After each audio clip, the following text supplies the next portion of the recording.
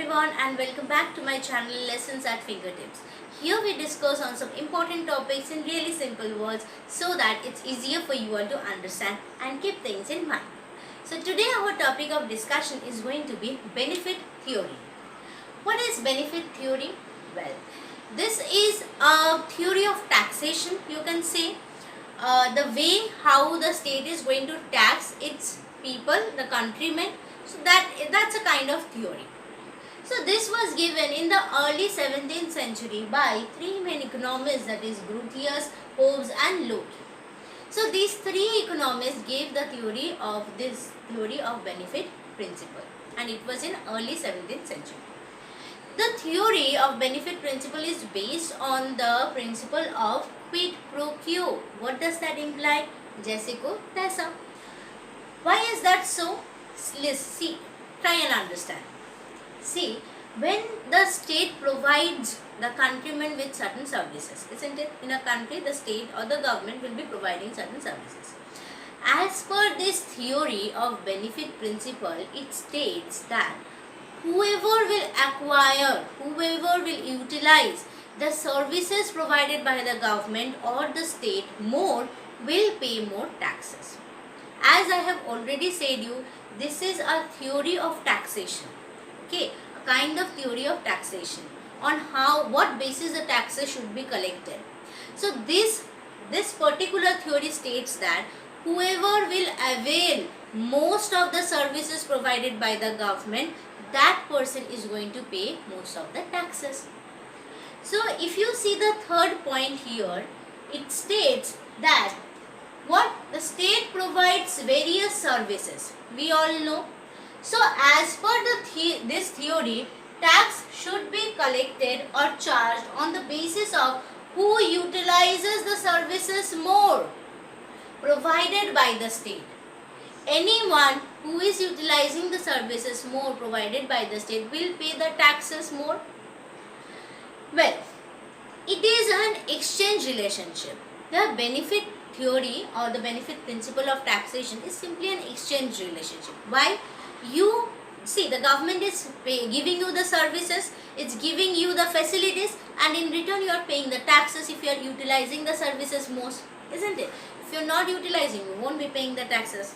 Okay, so now the thing is, it is kind of an exchange relationship. So benefit principle, for benefit principle to be operational, expenditure benefit for the particular taxpayer should be known. What is the expenditure benefit of the particular taxpayer? If a particular taxpayer is making some expenditure on availing the government services, is that person even getting the benefit from it? So it should be what for the benefit principle to be operational. What does that imply? The state is providing you the services, you are availing the services, utilizing it and paying the tax, isn't it? So now when you are availing the services, you are making the expenditure. What is the expenditure benefit? That should be seen, isn't it? So that's why it is said that so for the benefit principle to be operational, expenditure benefits of individual taxpayer should be known.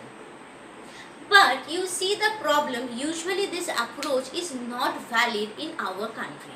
Why? Especially in countries like India, which is a welfare state. Our country follows what? A welfare state. Why? Because most of the people here in our country are very poor. So government gives certain facilities which are free of cost. For example, education, health, everything. Now these people are so poor that they cannot even pay for the basic needs. That's why they are availing the government services. That's why they are going to the government hospitals or the government schools, because they cannot afford going to private school. Now how do you think are these persons going to pay taxes for availing the services? Rather they would prefer not to get any education, rather they would prefer not to go to hospitals, isn't it? So this is what happens, is that usually this approach cannot be valid, because who are availing the services? The people who are poor, who are not able to leave their, meet their day-to-day ends. Those people are availing the government services. Now how do you expect that those people are going to pay more taxes? In countries like India, in the welfare states, in the developing countries, taxes should be charged on the basis of the income. not on the basis of the benefit availed from the government, isn't it? So what does this say? That usually this approach cannot be valid. Why? I have explained you. So it is assumed what, that a proper state of distribution exists to apply this principle, unless and until a proper state of distribution where it is said that everyone is having this 100 rupees, all the countrymen are having 100 rupees, having equal distribution of income, then only this can be possible, isn't it? If someone is very poor, then that person is going to avail the services given by the government, provided by the government, isn't it? That's simple.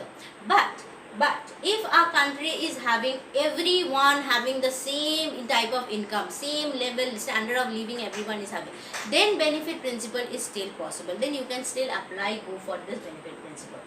Next it is said what?